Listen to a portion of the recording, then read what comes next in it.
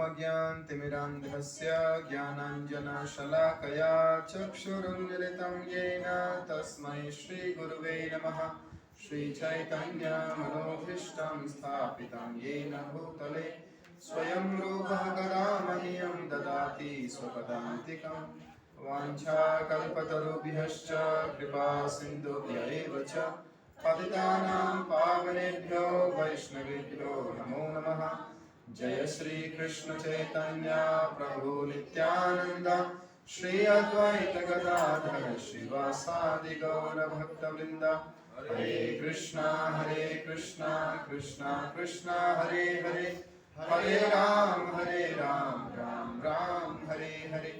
नमो विष्णुपादाय कृष्णपृष्ठाय भूतले श्रीमते भक्तिवेदांत स्वामिनिति नामिने। नमस्ते सरस्वते देवे गौरवाणी प्रचारिणे निरविशेष शून्यवादी पाश्चात्य देशतारिणे।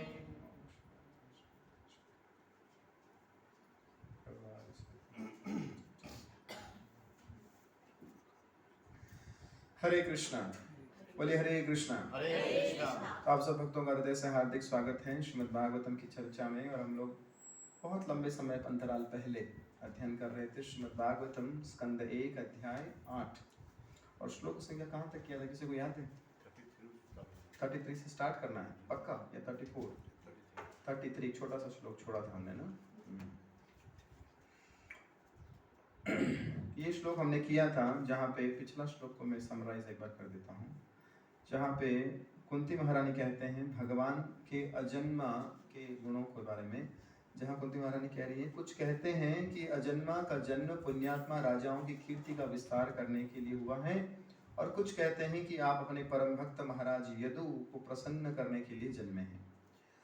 आप उसके कुल में उसी प्रकार प्रकट हुए जिस प्रकार मलय पर्वत में चंदन होता है। तो यहाँ पे कुंती महारानी भगवान के प्राकट्य के बारे में अपने भावों को व्यक्त कर रही है। बोले मैंने सुना है कि आप अपने पुण्यात्मा राजाओं की कीर्ति, उनका यशोगान करने के लिए उनके कुल में जन्म लेते हैं। भगवान आप अजन्मा हैं, लेकिन फिर भी आप अजन्मा होते हुए भी प्रकट होते हैं। तो उसे कारणों में बताओ, कुंती महारानी डायरेक्ट बोल रही हैं कि महाराज यदु जो आपके परम भक्त हैं, उनको प्रसन्न करने के लिए आपने उनके कुल का चयन किया है ना। फिर कुंती महारानी एनालॉजी देती हैं कि आप उसी प्रकार प्रकट हुए जिस प्रकार मलय पर्वत में चंदन होता है। चंदन सब जगह, चंदन जो है वो और भी जगह होता है, लेकिन विशेष रूप से मलय पर्वत का चंदन विशेष फेमस हो जाता है। इसलिए भगवान ऐसा नहीं है कि भगवान एक ही स्थान पे प्रकट होते हैं। भगवान हरि सर्वत्र सर्वदा के सिद्धांत पर सब जगह व्याप्त होते हैं। लेकिन फिर भी क्योंकि जिस प्रकार से वही चंदन जब मलय क्षेत्र उड़ीसा में प्रकट हो जाता है तो बड़ा फेमस हो जाता है ना, क्योंकि वहाँ के गुण अलग हैं उस चंदन के। वैसे ही जब भगवान जब यदुकुल में प्रकट होते हैं तो यदुवंशी के रूप में फेमस हो जाते हैं। लेकिन ऐसा नहीं है कि भगवान और कहीं प्रकट नहीं होते, भगवान कई जगह प्रकट होते हैं। लेकिन फिर भी भगवान अपने भक्तों के कुलों को ज़्यादा शोभा देते हैं, बढ़ा देते हैं, फेमस बना देते हैं। तो इस प्रकार कुंती महारानी जो है भगवान के प्राकट्य को जो है वो भगवान की अहेतु की कृपा बताती है। बोले आप अपने भक्तों पर विशेष कृपा करते हैं, बोनस देते हैं, बोनेंजा, और इस प्रकार से अपने भक्तों के मान को बढ़ा देते हैं, है ना।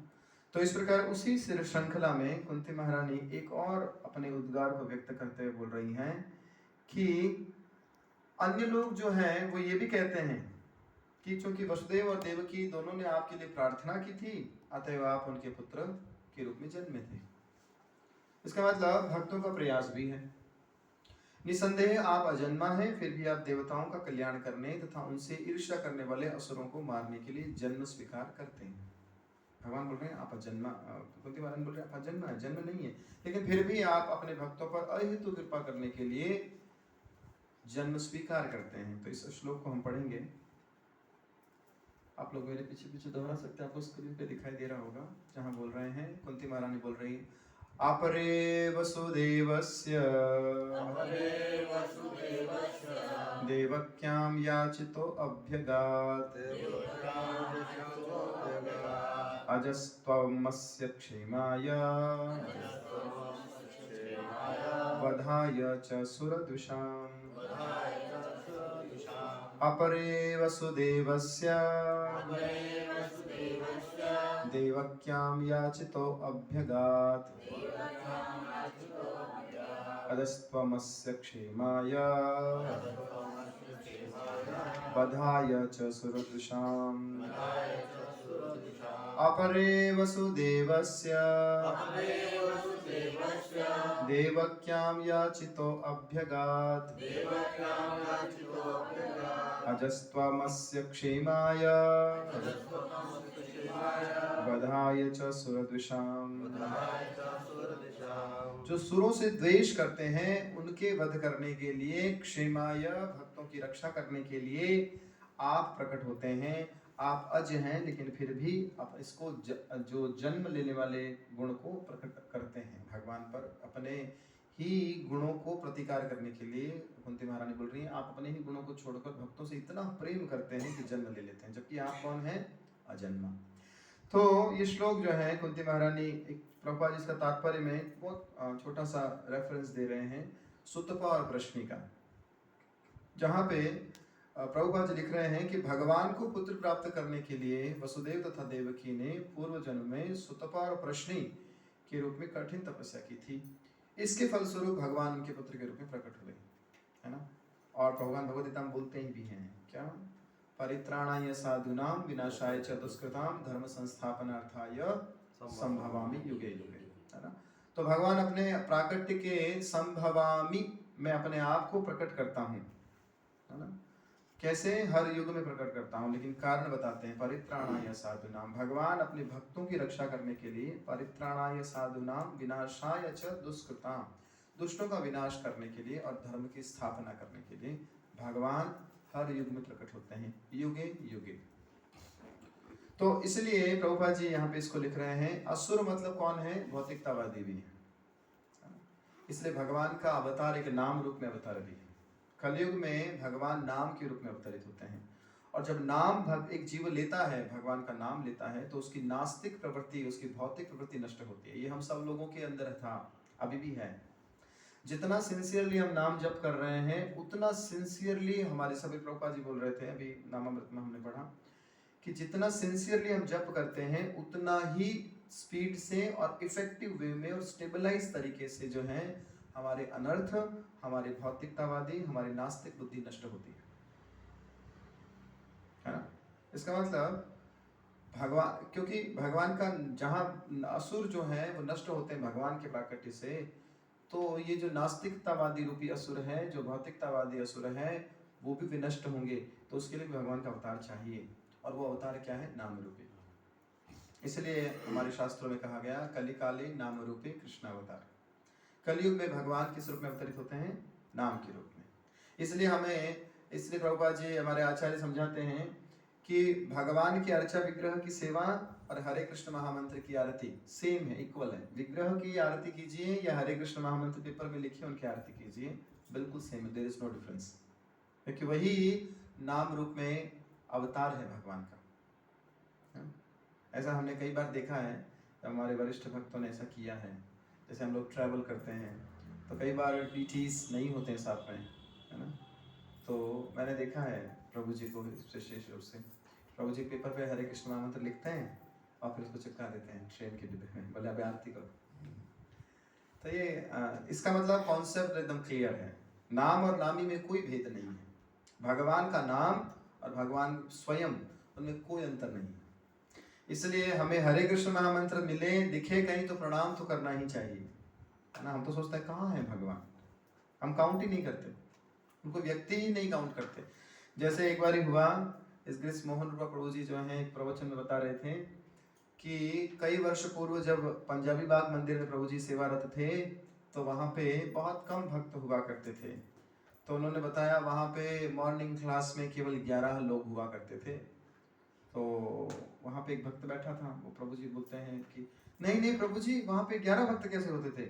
वहाँ तो 2 ही भक्त होते थे, आप एक प्रवचन देते थे और मैं ऑल्टर में होता था, तो बस बाहर तो कोई होता ही नहीं था। अब 11 कैसे होते हैं? प्रभु जी बोलते क्यों, 2 राधा कृष्ण, 2 गौर निताई और 4 वो नहीं, और एक प्रभुपाद, तो 9 हो गए, 2 हम होते थे। ये तो फिक्स है ना, 9 लोग कभी नहीं जाते। जैसे अभी अभी यहाँ पे देखो काउंट करते हैं तो इतने लोगों को काउंट कर देंगे, वो बैठे हैं वहाँ पे, उनको भी काउंट करना चाहिए। यहाँ पे कितने डिवोटीज हैं, यहाँ पे कितने लोग श्रोता हैं। भागवत को भगवान भी सुनते हैं, श्रीमद् भागवतम सुनने के लिए कृष्ण भी लालायित हैं, और वही श्रीमद् भागवतम सुनते सुनते कृष्ण अपनी लीलाओं को सुनने के लिए ही जगन्नाथ जी का अवतार हुआ कि नहीं हुआ? जगन्नाथ जी का स्वरूप कैसे प्रकट हुआ? जब कृष्ण की लीलाओं का वर्णन द्वारिका में किया गया और कृष्ण अपनी ही लीलाओं को सुनकर बड़े आश्चर्यान्वित, बहुत प्रेमान्वित हो गए। तो इसका अर्थ क्या हो गया? भगवान का नाम और भगवान में कोई भेद नहीं है ना। तो इसलिए हमें उनको काउंट करना चाहिए, हमें उनको कंसीडर करना चाहिए कि यस वो व्यक्तित्व है और हम उनके सामने हैं। क्योंकि अगर जो ऐसा सोचेगा तो वो हमेशा सचेत रहेगा, कोई भी गलत कार्य नहीं करेगा, क्योंकि उसको समझ में आएगा कि जैसे अभी कोई आपको टकटकी लगा के ऐसे देख रहे हो, ऐसे टक टक टक टक लगा के देखें तो आप कुछ भी गड़बड़ नहीं कर पाओगे, इवन सो भी नहीं पाओगे, आंख बंद नहीं होगी, आपको झंझट रहेगा अंदर, वैसा पता नहीं अभी भी घूर रहा है क्या मुझे। जीव तभी भोग सकता है जब वह भगवान को अनुपस्थित अनुभव करता है। भोगने के लिए आपको कोई देखना नहीं चाहिए, तभी भोग सकते हैं। इवन प्रसाद पाते समय भी आपको कोई इसे घूरे ना, पाओ पाओ पा सकते हैं, बोले भाई 5 मिनट नजर हटा ले तो पाने दे। इसका मतलब जब साक्षी हटता है तभी भोक्ता भोग सकता है, और ऐसे ही हो रहा है। लेकिन भोग कब नष्ट होगा? भोग की प्रवृत्ति नष्ट कब होगी? जब भोक्ता पक्षी साक्षी पक्षी की ओर देखना प्रारंभ करते। यही कहा गया है हमारे शास्त्रों में। जब हम कृष्ण की तरफ देख लेंगे और हमें समझने लगेंगे कि कृष्ण सर्वत्र हैं, भगवान यहाँ पे भी हैं, तो हम कहीं पे भी गलत कार्य नहीं कर पाएंगे। लेकिन हमारा दोष यह है कि हम ये देखते ही नहीं, हमें सामने आ जाएंगे तब भी बोलेंगे मुझे तो दिख ही नहीं रहे, ये है हमारा दोष। तो इसलिए हमें भगवान को सर्वत्र जो है कंसीडर करना चाहिए। भगवान सब जगह हैं, कंसीडर करने की बात नहीं है, ये सर्वत्र हैं, हरि सर्वत्र सर्वदा, समस्त जगह पे हर समय है। तो इस प्रकार कुंती महारानी बता रही हैं कि भगवान नास्तिकवाद, प्रभुपाद जी लिख रहे हैं कि असुरों और भौतिकवादी नास्तिकों, क्योंकि प्रभुपाद जी भगवान के वास्तव में ऐसा नहीं है। भाई आज असुर ढूंढेंगे तो कहाँ मिलेंगे? कहीं दिखने को मिलेंगे असुर? सींग वाले, बड़े दांत वाले कुछ नहीं दिखेंगे। तो फिर बोले प्रभु जी फिर तो ये फॉर्मूला फिट नहीं हो रहा। Yes, there is so many asuras, अभी भी बहुत सारे असुर हैं। और इवन हमारे आचार्य तो समझाते हैं कि असुर कौन है? जैसे जगाई मदाई, तो जगाई मदाई घर घर है आजकल, तो घर घर होंगे जगाई मदाई, तो चाहिए हमें गौर निताई, है कि नहीं? इसलिए हमें गौर निताई की ज्यादा आवश्यकता है। चैतन्य महाप्रभु ज्यादा होंगे तो घर घर में जगाई मदाई है, जो व्यसन कर रहे हैं, जिन्होंने अपने घर में बार खोल रखा है, जो केवल भोगने के लिए है। आसुरी प्रवृत्ति मतलब जहाँ पे भोग प्रवृत्ति है, कृष्ण विषयक बातों को छोड़कर सब चीजें कर रहे हैं लोग, तो सारे कौन हैं? बुरा मत मानिए, वो असुर ही हैं। और उन सारे असुरों को नष्ट करने के लिए भगवान का एक अवतार है, और वो कौन है? नाम अवतार। और वो नाम अवतार जैसे ही जीव ग्रहण करेगा, वो आसुरी प्रवृत्ति रूपी असुर नष्ट हो जाएगा। तो इस प्रकार से प्रभुपाद जी यहाँ पे वर्णन कर रहे हैं कुंती महारानी के उद्भटों को। आगे हम लोग चलते हैं 34 में, जहाँ पे कुंती महारानी जो हैं भगवान की जो असीम शक्ति है उसका एक छोटी सी झालकी हमको दिखा रहे हैं। जब कुंती महारानी बोल रही हैं, आप लोग मेरे पीछे दोहरा सकते हैं, भारावतारणायान्ये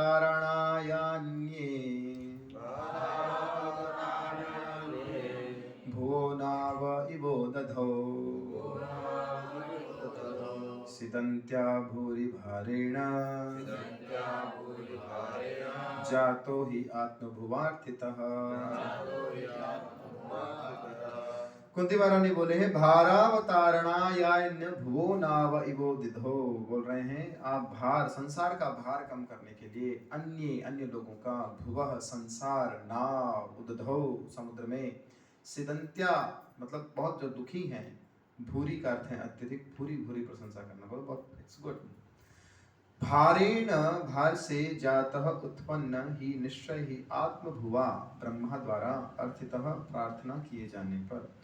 तो कुंती महारानी बोल रहे हैं कि कुछ कहते हैं, देखो 3 उन्होंने बताया। पहला था कुछ कहते हैं कि आप अपने भक्त राजाओं की कीर्ति का विस्तार करने के लिए, महाराज यदु की प्रसन्नता के लिए। कुछ कहते हैं कि आपने देवकी और वसुदेव ने तपस्या किया, इसलिए उनको प्रतिफल देने के लिए आए। और अब तीसरा बता रहे हैं, कुछ कहते हैं कि जब यह संसार भार से बोझिल समुद्र की नाव की भांति अत्यधिक पीड़ित हो उठा तथा आपके पुत्र ब्रह्मा ने प्रार्थना की, तो आप कष्ट का शमन करने के लिए अवतरित हुए। 3 भगवान के उत्पन्न प्रकृति के कारणों को कुंती महारानी यहाँ पे एनलिस्ट कर रही है ना। क्या बोल रहे हैं कि संसार से बोझिल समुद्री नाव की भांति, समुद्र का जो नाव होता है वो बहुत ही खतराग्रस्त होता है ना।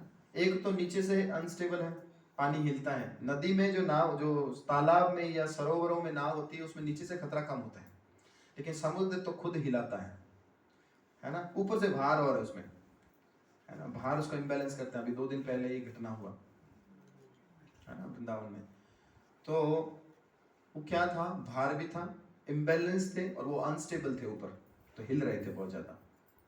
इसलिए नाव में चढ़ते समय बेचारे नाविक की सुनना चाहिए हमें, एक तरफ से इधर जाओ, एक तरफ से इधर जाओ, एक इधर चढ़ो, एक इधर चढ़ो। लेकिन होता क्या है, हम तो एक ही तरफ बैठना शुरू करते हैं, लाइन से नहीं बैठना, एक इधर बैठना, एक इधर बैठना, एक इधर बैठना, एक इधर बैठना, ऐसा होता है। तो बैलेंस रहता है, क्योंकि नीचे कुछ पकड़ने वाला थोड़ी है, तो डोल रहा है, हवा में है, जैसे पानी में है बस। तो बड़ा ध्यान रखना चाहिए। तो यहाँ बोल रहे हैं बोझिल समुद्री नाव की भांति, जो अत्यधिक खतराग्रस्त है, अत्यधिक पीड़ित हो उठा संसार पूरा, और आपके पुत्र ब्रह्मा ने प्रार्थना की। प्रभुपाद जी बता रहे हैं कि ब्रह्मा जी जो है भगवान के पुत्र हैं, है ना, एकले पुत्र, बिना लक्ष्मण जी की सहायता के। प्रभुपाद जी लिख रहे हैं, सृष्टि के पश्चात तुरंत उत्पन्न हुए ब्रह्मा प्रथम जीव तथा नारायण के प्रत्यक्ष पुत्र हैं, डायरेक्ट सन। प्रथम जीव तत्व है ब्रह्मा जी। जीवों में प्रथम जीव तत्व कौन है? ब्रह्मा जी। भगवान से डायरेक्ट डिसाइड प्रकट हुए हैं, और बोल रहे हैं कि वही ब्रह्मा जो भगवान जब महाविष्णु से विस्तार करते हैं और प्रत्येक ब्रह्मांड में गर्भोदक्षाय विष्णु के रूप में जब विस्तारित होते हैं, तो ब्रह्मा भगवान क्या करते हैं, उस गर्भ सागर में जब लेटते हैं तो क्या होता है कि वहां से उस ब्रह्मांड में सृष्टि सृजन करना है भगवान को। तो नारायण सर्वप्रथम भौतिक ब्रह्मांड में प्रविष्ट होते हैं। आध्यात्मिक संपर्क के बिना, प्रभुपाद जी लिख रहे हैं, सिद्धांत है ये, बिना पदार्थ से सृष्टि नहीं हो सकती। इसका मतलब क्या है कि जो भी सृष्टि, जैसे जहां पे जीवात्मा नहीं है वहां पे सृष्टि सृजन नहीं हो सकता, है ना। अगर डेड सेल से लिया जाए तो कुछ भी नहीं बनाया जा सकता। उसी प्रकार डेड आत्मा का अर्थ क्या है? आध्यात्मिक स्फुलिंग, एक प्रकार का आध्यात्मिक एंटिटी। और जब तक आध्यात्मिकता नहीं होगी वहां पे आगे विकास या सृजन नहीं हो सकता, मेंटेन भी नहीं कर सकते वो। क्योंकि जैसे शरीर आत्मा शरीर को छोड़ देते हैं, आत्मा शरीर अपने आप नष्ट होने लग जाता है। इसका मतलब क्या है? जब तक आत्मा है तब तक सस्टेनेबिलिटी भी है, मेंटेनेंस भी रहता है, और जब तक आत्मा है तब तक वृद्धि है। इसका मतलब आध्यात्मिकता है तब तक उसका मेंटेनेंस है, और आध्यात्मिकता है तब तक उसकी वृद्धि है। तो उस भौतिक ब्रह्मांड में भी प्रकृति का सृजन करने के लिए भगवान आध्यात्मिक स्फुलिंग के रूप में स्वयं प्रकट होते हैं, गर्भोदक्षाय विष्णु के रूप में। प्रभुपाद लिख रहे हैं, इस सिद्धांत का पालन सृष्टि के प्रारंभ से ही किया जाता रहा। भगवान बोल रहे हैं ये भौतिक प्रकृति नहीं मेंटेन कर पाएगा, क्योंकि भौतिक है ना, तो इसलिए इसमें आध्यात्मिकता को प्रवेश कराना होगा। और आध्यात्मिक में सबसे स्ट्रॉन्गेस्ट कौन है? भगवान स्वयं। इसलिए भगवान स्वयं उस प्रकृति में प्रवेश करते हैं, और परमात्मा ब्रह्मांड में प्रवेश कर गए, और विष्णु की दिव्य नाभि से अंकुरित हुए कमल पुष्प से प्रथम जीव ब्रह्मा का जन्म हुआ। इसलिए विष्णु क्या कहलाते हैं? पद्मनाभ, कमल सदृश, जिससे कमल प्रकट हो। नाभि, भगवान की नाभि कैसी है? कमल की जैसी। इसलिए कुंती महारानी क्या बोलती है? नमो पंकज नाभाय, नमो पंकज मालिने, नमो पंकज नेत्राय, नमस्ते पंकजांगहे। हर चीज भगवान की कमल सदृश है ना।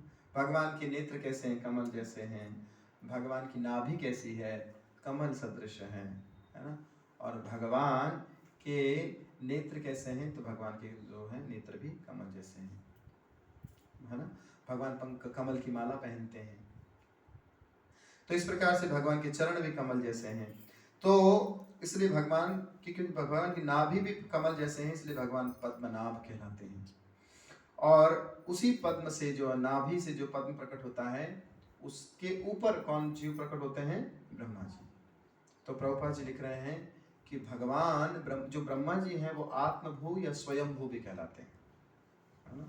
इसलिए जब यमराज जी जब अपने यमदूतों को 12 महाजनों के बारे में बात करते हैं तो ब्रह्मा नाम नहीं लेते, वो बोलते हैं स्वयंभू नारदो शंभु। स्वयंभू का अर्थ क्या है? ब्रह्मा, है ना। वैयासिकी वयम, इस प्रकार बाद में बोलते हैं कि जो वैयासिकी मतलब सुखदेव गोस्वामी है और मैं, कपिलो, जनको, भीष्म, 12 महाजनों की जब चर्चा करते हैं तो ब्रह्मा जी को एक नाम से संबोधित करते हैं यमराज जी, और क्या है? स्वयंभू। स्वयंभू का अर्थ है जो स्वयं प्रकट हुए भगवान से डायरेक्ट, बिना प्रकृति मतलब लक्ष्मी जी के सहयोग के बिना। तो प्रभुपाद यहाँ लिख रहे हैं कि क्योंकि उनका माता लक्ष्मी के संपर्क के बिना साक्षात अपने पिता से जन्म हुआ था, इसलिए वो आत्मभू या स्वयंभू कहलाते हैं। इस सिद्धांत से जो प्रभुपाद जी समझाना चाह रहे हैं कि भगवान इतने सक्षम हैं कि उनको किसी और की आवश्यकता नहीं है, इवन लक्ष्मी जी की जरूरत नहीं है। तो इस सिद्धांत पे मैं एक प्रवचन सुन रहा था जहाँ पे वर्णन कर रहे थे महाराज कि इस सिद्धांत सिद्ध होता है कि इस प्रकृति के सृजन में भगवान स्त्री तत्व की सहायता की आवश्यकता नहीं अनुभव करते, जरूरत नहीं है जैसे। लेकिन भौतिक प्रकृति के लिए जो, इसलिए भौतिक प्रकृति को मैथुनागार कहा गया, है ना। मैथुन से ही ये प्रकृति प्रकट होती है। उसका भी एक कारण था। उसका भी कारण क्या था? जब सारे दक्ष के जो पुत्र हैं वो क्या कर रहे हैं, वो काम के प्रति आसक्त है ही नहीं, वो उनको कोई मतलब ही नहीं है, वो प्रजा प्रतिपालन का कोई कार्य करने के इंटरेस्टेड ही नहीं है।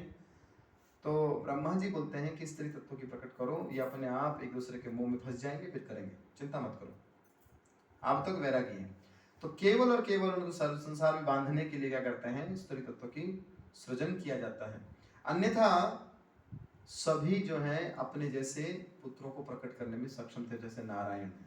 तो यहाँ बोल रहे हैं लक्ष्मी जी नारायण के निकट उपस्थित थी और भगवान की सेवा में तन्मय थी, तो भी लक्ष्मी जी के संपर्क किए बिना ही नारायण ने ब्रह्मा को उत्पन्न किया।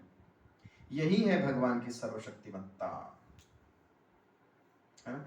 जो व्यक्ति मूर्खतावश नारायण को सामान्य जीवों के समान मानता है, उसे इससे शिक्षा ग्रहण करनी चाहिए।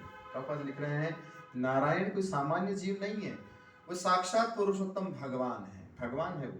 और इसका अर्थ क्या है कि जैसे प्रभुपाद यहाँ लिख रहे हैं कि सामान्य जीव मैथुन द्वारा ही शिशु को जन्म देता है और इसके अलावा कोई उपाय भी नहीं है। लेकिन भगवान सर्वशक्तिमान है, इसलिए वह किसी भी स्थिति या शक्ति से बंधे हुए नहीं है। वो कैसे हैं? वो पूर्ण हैं, हर समय हर अवस्था में अनकंडीशनल है। हम लोग कंडीशनल हैं, स्थिति के ऊपर बंधे हुए हैं, लेकिन भगवान कैसे हैं? भगवान अनकंडीशनल है, कोई स्थिति मैटर नहीं करती, कोई रूल रेगुलेशन लागू नहीं होता। तो इसीलिए भगवान है, क्योंकि अगर नियमों के अंतर्गत आ जाए तो फिर मालिक कैसे हुए? मालिक का अर्थ क्या है? वो स्वराट होने चाहिए हर नियम के ऊपर, वही तभी मालिक है। मालिक का अर्थ क्या है? मालिक नियम बनाता है, मालिक के लिए नियम नहीं होते।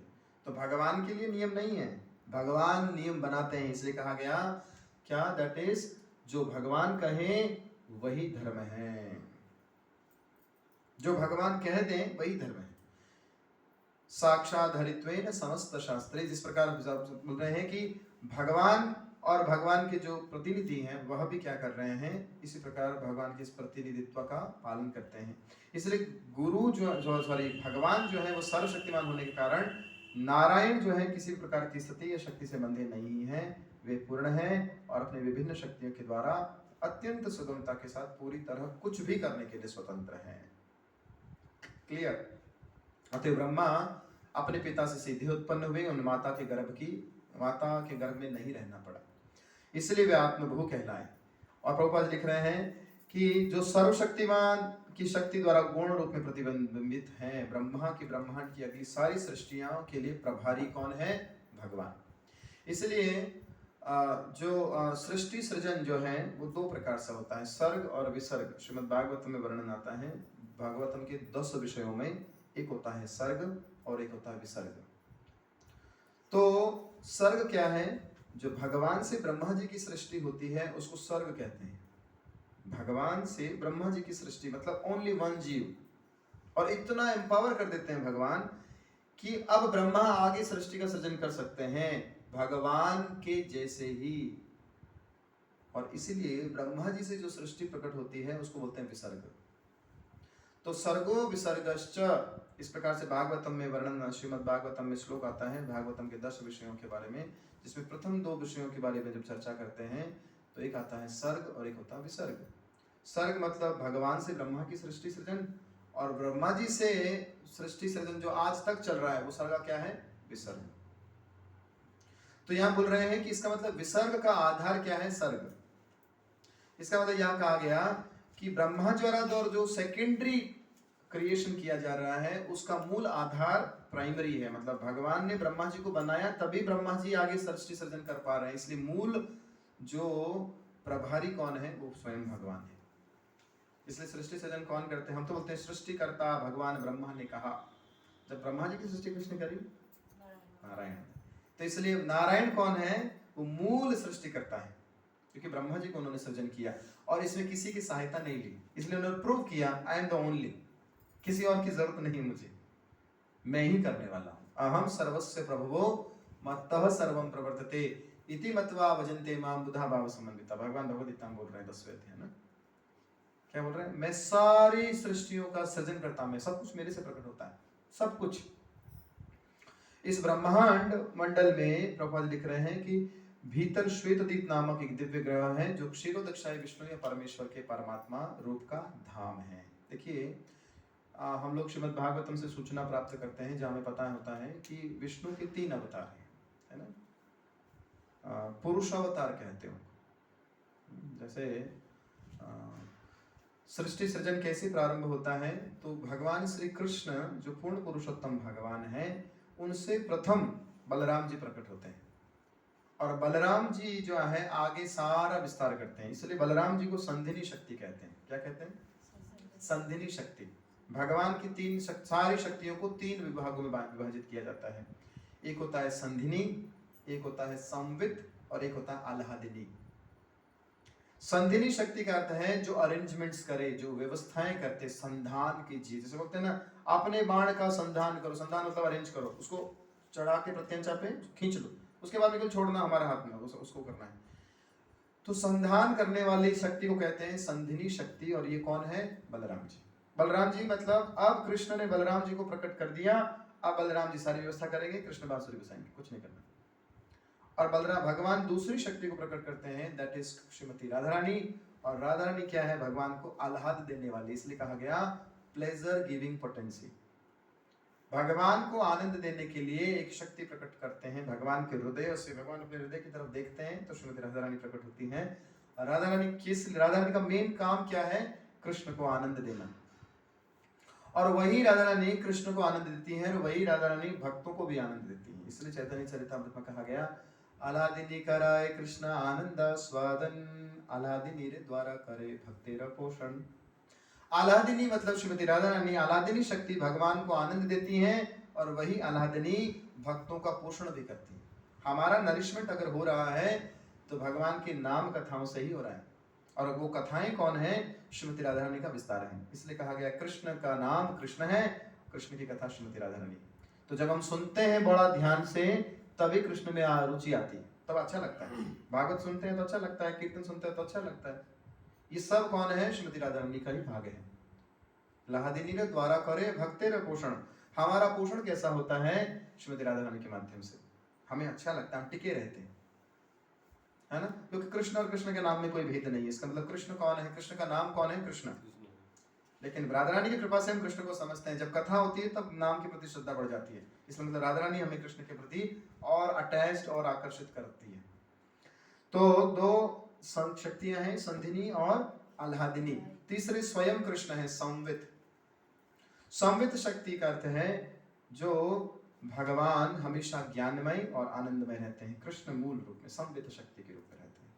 तो जो संधिनी शक्ति है, बलराम जी से कैसे विस्तार होता है, तो बलराम जी से विस्तार होता है कि बलराम जी प्रथम चतुर्थाय का विस्तार, चतुर्थांश का विस्तार करते हैं। बलराम जी विस्तार करते हैं तो श्रीमद् भागवतम वर्णन आता है जहाँ पे 4 संकर्षण, वासुदेव, संकर्षण, प्रद्युम्न और अनिरुद्ध, ये 4 एक क्वाड्रेंट है, उसका विस्तार बलराम जी करते हैं।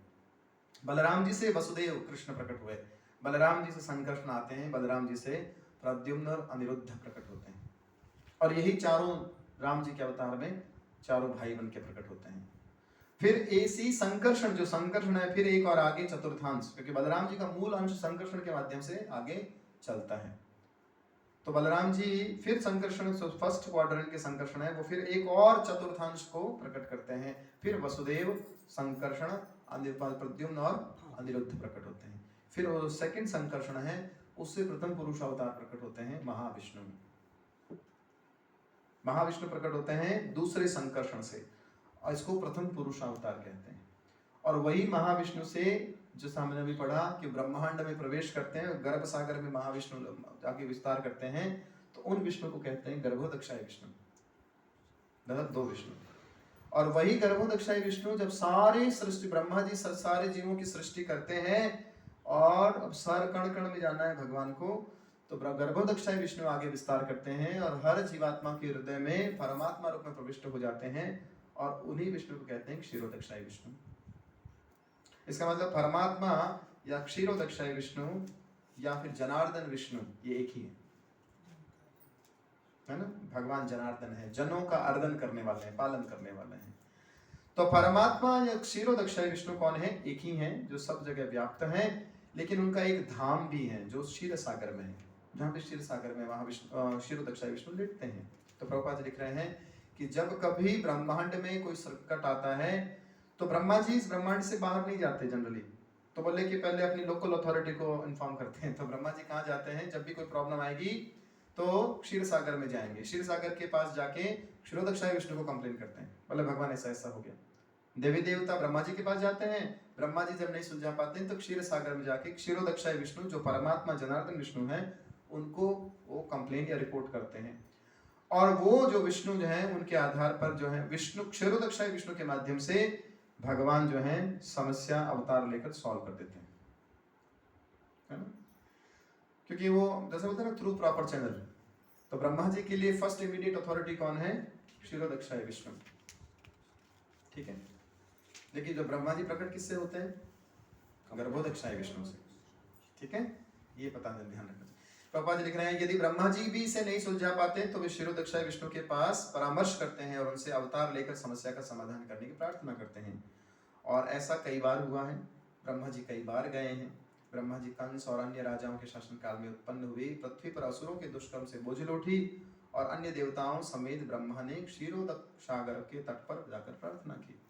तब उन्हें बताया गया कि वसुदेव कृष्ण जो है, वसुदेव तथा देवकी के पुत्र में रूप में अवतार लेंगे। अतएव किसने बताया? क्षीरोदक्षाय विष्णु ने। क्या बताया? कृष्ण लेंगे, ये नहीं बोला कि मैं लूंगा। इसका अर्थ क्या है? क्षीरोदक्षाय विष्णु जब कृष्ण अवतार के समय में जो क्षीरोदक्षाय विष्णु है वो अवतार नहीं लेते, वैसे मतलब कृष्ण विष्णु अवतार नहीं है, समझ आया। इसलिए जयदेव गोस्वामी जब दशावतार स्तोत्र लिखते हैं तो वो हर श्लोक के बाद में बोलते हैं, केशवधृता नरहरि रूपा, केशवधृता राम शरीरा, केशवधृता हलधर रूपा।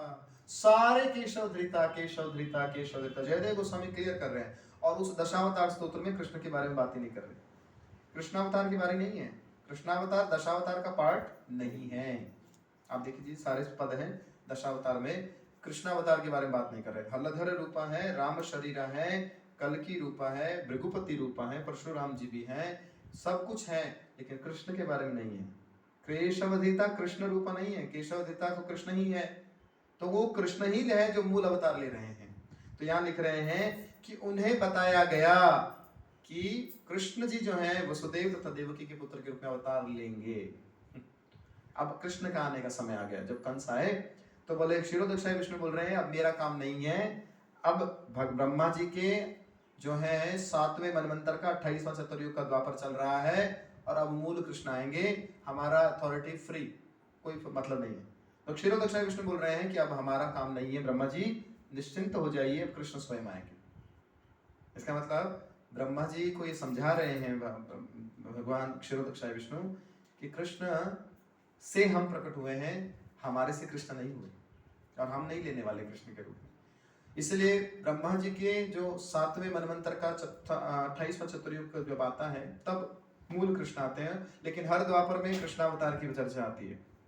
उस समय में जो बलराम जी से जो वसुदेव प्रकट होते हैं चतुर्थांश में, वो वसुदेव प्रकट होते हैं हर बार, हर द्वापर में वो वसुदेव जी प्रकट हो, वसुदेव जो हैं उसमें जो पार्ट है वो प्रकट होते हैं, ठीक है।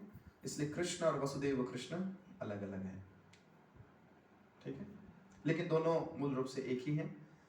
तो यहाँ पे इसलिए कहा गया कि भगवान का आविर्भाव ब्रह्मा जी की प्रार्थना से हुआ। तो इसलिए श्लोक कैसा था, श्लोक में बताया गया कि कुंती महारानी बोल रही हैं कि आपके पुत्र ब्रह्मा ने प्रार्थना की तो आप कष्ट शमन करने के लिए अवतरित हुए। तो 3 कारण भगवान के प्रकट के कुंती महारानियां बता रही हैं। पहला क्या था, पहला क्या था, महान राजाओं की कीर्ति और उनके प्रेम है इसलिए उनके कुलों में प्रकट होते हैं। दूसरा यदुवंशी वाला वही हो गया। और दूसरा था देवकी और वसुदेव जी ने प्रार्थना तपस्या किया इसलिए, मतलब भक्तों को प्रतिफल प्रेम देने के लिए भी हुआ। और तीसरा क्या है, अपने पुत्र ब्रह्मा जी की प्रार्थना के कारण, है ना। तो इसका मतलब देखिए यहाँ पे भगवान जो है ना, भगवान 2 कारण क्या है, कृपा, 2 कारण कृपा है, प्रेम है भगवान, और एक कारण में योग्यता की चर्चा की गई, तपस्या। तो इसका मतलब भगवान अहेतु कृपा अधिक करते हैं। योग्यता अगर देखा जाए तो नो वन इज क्वालिफाइड, इसलिए हम लोग गुरु परंपरा में गाते हैं क्या, योग्यता विचारे किछु नहीं पाए तुम्हारा करुणा सार है। गुरुदेव, गुरु भी ऐसा ही करते हैं। अगर गुरु के सामने अपनी योग्यताओं का चर्चा करें तो क्या ही योग्यता है हमारे को, कोई हम लोग दीक्षा लेने के योग्य हैं, कोई नहीं है। जब हमारी दीक्षा हुई थी तो मेरे को जो फॉर्म भरने के लिए बोला, फॉर्म भर दो ऐसा बोला, मैंने बोला प्रभु जी सच में? तो हमने सोचा ऐसे ही प्रभु जी बोल रहे हैं मजाक मजाक, तो हमने 1 हफ्ता निकाल दिया उस बात में। सर्दियों का समय था, प्रभु जी बोलते हैं आपने फॉर्म भर दिया? मैं प्रभु जी अभी विचार कर रहा हूँ। प्रभु जी बोलते दिमाग ठीक है आपका? मैं बोल रहा हूँ फॉर्म भरो, फिर नंबर नहीं आएगा। बहुत मुश्किल से द्वारका मंदिर में मैंने बात करके रखा, तो मैंने ऐसे ही फिर मैंने 1-2 दिन और निकाल दिया।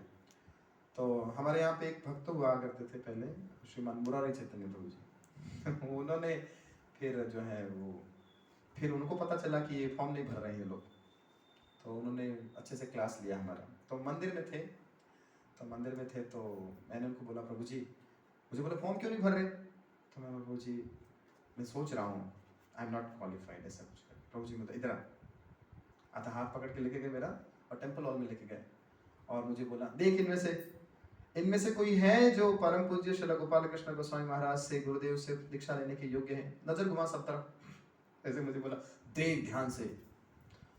तो मैं कुछ नहीं बोला, हाँ कि ना, कुछ नहीं बोला। मैं क्या बोलूँ, हाँ योग्य है कि नहीं है, कुछ नहीं बोला मैंने। तो मुझे बोलता है इनमें से कोई योग्य नहीं है, महाराज कृपा करके उनको योग्य बनाएंगे फिर दीक्षा देंगे। वाह, इसका मतलब अगर ये हमारी योग्यता देखा जाए, हम 16 माला करते हैं, 4 नियमों का पालन करते हैं, दीक्षा दो, आई एम क्वालिफाइड, ये सबसे बड़ा वाक्य है। ये सिद्ध कर दिया कि आप योग्य नहीं हो, इसी ने सिद्ध कर दिया, क्योंकि ये कृपा का मार्ग है। भक्ति को रिसीव किया जाता है, अचीव नहीं कर सकते, उसमें तो अंतर है। अचीवमेंट क्या होता है, आपकी उपलब्धि है, आपने प्राप्त कर लिया, और रिसीव करने का मतलब क्या है, आपको प्रदान किया गया, बस आपने ग्रहण किया। तो भक्ति क्या है, रिसीविंग का पार्ट है, अचीविंग का पार्ट नहीं है, ये हमें समझना पड़ेगा। इसलिए देखा जाए तो हमारी योग्यता कुछ भी हो फिर भी हम अयोग्य ही हैं। और किसी को ये समझने लग जाए आई एम तो क्वालिफाइड, कैसे नहीं मिलेगी दीक्षा, हम 2 साल से कर रहे हैं, इसका मतलब 100% आप अनक्वालिफाइड हैं, आप योग्य नहीं हैं दीक्षा के। तो इसलिए कहा गया योग्यता बेचारे किछु नहीं पाई तुम्हारो करुणा सार, गुरुदेव कृपा बिंदु दियो करो ही दासे तृणपेक्षा अतिहीन। हे गुरुदेव कृपा का एक बूंद दे दीजिए, है ना। जो भी कुछ मेरे पास है वो आप ही की कृपा से प्राप्त हुआ है। तो ये भाव जब तक एक शिष्य अपने गुरु के प्रति रखता है और एक भक्त भगवान के प्रति रखता है, तब तक वो भगवान को आकर्षित करता है। लेकिन जैसे ही वो अपनी योग्यता की चर्चा करने लग जाता है, वैसे ही कृष्ण बोझिल हो जाते हैं, नहीं समझ में आता, अब नहीं समझ आएगा। इसलिए हमें किंकर बने रहना चाहिए। किंकर कैसा होता है, किंकर शब्द का अर्थ होता है क्या, आमी तो किंकर, किंकर का अर्थ है जो ये हमेशा बोलता रहता, किम करोमि, किम करोमि, किम करोमि, मैं क्या करूं आपके लिए, how can I serve you, how can I serve you, how can I serve you. किंकर का अर्थ यही है। जैसे हम लिखते हैं ना, मैं तो तुम्हारा किंकर दास हूं, बोले करो, पूछते ही नहीं है कभी कि मैं क्या करूं, और अपने आप को किंकर कहते हैं। किंकर का अर्थ ही यही है जो हमेशा रात दिन यही कहता है, किम करोमि, मैं क्या करूं आपके लिए, how can I serve you, how can I please you. और वो बोलते हैं कि दरवाजा बंद करके बाहर चले जाओ, I will be more happy, तो तब करते चले जाओ और बाहर दरवाजे के बाहर खड़े हो जाओ। ऐसा नहीं कि चले ही गए फिर दोबारा बुलाने का मन हो गया था उनका, बोला आपने बोला ना चले गए, चलेगा मतलब दरवाजे से बाहर चले, दरवाजे के बाहर खड़े रहो, तब कभी भी दोबारा भी बुलाया जा सकता है। लेकिन हमें तो बोले चले जाओ, प्रभु जी छोड़ दिया, फिर प्रभु जी को हमने महाराज को छोड़ दिया, ठीक है नहीं। तो हमें हमेशा अलर्ट होके करना चाहिए, ये सिद्धांत है। तो एक और श्लोक हम लोग ले सकते हैं। अभी कितना टाइम हुआ है? 5 मिनट और ले सकते हैं। ओके, 5 मिनट में करते हैं। श्लोक संख्या 35, जहां पे कुंती महारानी एक और कारण को प्रकट करा रही हैं। लेट हो रहा है आप लोगों को? खाना बनाना है, ऑफिस जाना है, कोई बात नहीं। छोटा सा ही, ज्यादा नहीं, बस इतना सही है ना? थोड़ा सा कर लेंगे 5 मिनट, नहीं तो फिर आप लोगों का ये होगा ही नहीं। पता नहीं कितने वर्षों में भागवतम का ये चैप्टर कंप्लीट होगा। अभी तो हम लोग भावे अस्मिन् क्लियश्यमानानां विद्या काम कर्मभिः श्रवण स्मरणाहरणानि करिष्यन्निति केचन। कुंती महारानी बोल रही तथा कुछ कहते हैं कि आप श्रवण स्मरण पूजन आदि की भक्ति को जागृत करने के लिए प्रकट हुए हैं, है ना, जिससे भौतिक कष्टों को भोगने वाले बद्धजीव इसका लाभ उठाकर मुक्ति प्राप्त कर सके। तो यहाँ पे कुंती महारानी एक और कारण बता रही है भगवान के प्रकट होने का, कि आप भक्ति प्रदान करने के लिए प्रकट हुए, लेकिन आपने विधियों का सृजन किया, श्रवण कीर्तन करे जले सिंचन, श्रवण और स्मरण पूजन आदि की भक्ति को जागृत करने के लिए प्रकट हुए, ताकि भौतिक जो कष्ट भोग रहे हैं उनके लिए थोड़ा ठंडक का एहसास हो, है ना? थोड़ा इस संसार में जो जीव है, संसार दावान ललीढ़ लोका त्रणाय कारुण्य घना घनत्वं प्राप्तस्य कल्याण गुणार्णवस्य वंदे गुरोः श्री चरणारविंदम। संसार में जंगल जैसी आग लगी है, कोई ठोर ठिकाना नहीं है, कहीं से कोई ठंडी हवा का उम्मीद नहीं है। गुरु महाराज आप हैं घना घनत्वम, आप जैसे घनघोर बादल जैसी वर्षा है। संसार में जब जंगल में आग लगती है तो और कोई उम्मीद नहीं है, लेकिन केवल वर्षा का जल ही उसको बुझा सकता है। तो इस संसार में सब जगह हालत खराब है हम सबकी, है ना, कहीं तरफ से। तो बोल रहे हैं ये भगवान का नाम और भजन ही है जो हमें थोड़ा रिलैक्स करा सकता है, कूल करा सकता है। और इस कूलनेस में के लिए भगवान ने भक्ति को प्रकट किया। तो बोल रहे हैं इसका लाभ उठाकर मुक्ति प्राप्त, हमारे लिए और कोई उम्मीद नहीं है, कोई उपाय चारा नहीं है। तो इसलिए हमें समझना पड़ेगा कि भगवान क्या कर रहे हैं, अपनी भक्ति देकर उस जो संतप्त जीव है उसको थोड़ा सहारा देने का प्रयास किए हैं। भगवान बोलते हैं तुम्हारे लिए और कोई इलाज नहीं है, केवल मेरी भक्ति करोगे तो इस संसार रूपी दावानल की ताप से बच जाओगे। आप देख लीजिए, हम जो भक्त लोग जो भक्ति का सुंदरता से पालन कर रहे हैं ना, उनको ये त्रिताप क्लेश कम सताते हैं। बीमारी में भी, बीमारी में कष्ट वो हाय तौबा नहीं मचाता। बुढ़ापा आ जाता तो वो चिंतित नहीं होता। एक झुर्री दिख जाए, 2 झुर्री दिख जाए, बाल सारे उड़ जाए, कोई बात नहीं, रिलैक्स है, बोलो प्रभु जी बहुत बढ़िया, कंघी की जरूरत नहीं पड़ रही अब तो, कितना मजा है, फिर भी वो स्माइल करता है। और बाहरी संसार में देख लो 4 बाल टूट जाते हैं तो उसकी बीपी बढ़ जाता है, प्रभु जी मेरा क्या होगा, मेरा बाल झड़ रहे हैं।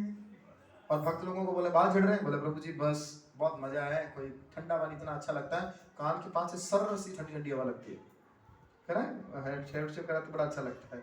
इसका मतलब वो हर बात में पॉजिटिव लेके कूल रहता है। ये कारण क्यों हुआ? क्योंकि भगवान की भक्ति का असर है।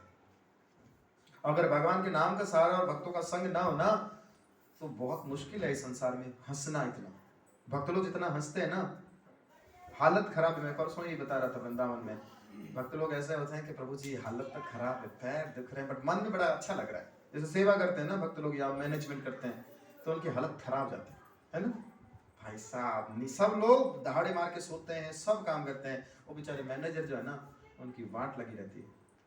लेकिन लास्ट में जो सेटिस्फेक्शन है, जो संतुष्टि है, जो प्रसन्न चित्त मन है, वो उन्हीं भक्तों का रहता है। बाकी जो ज्यादा खाए, ज्यादा सोए, मौज किए, सारा इधर घूमे उधर घूमे, उनको उतना संतुष्टि नहीं मिलेगी।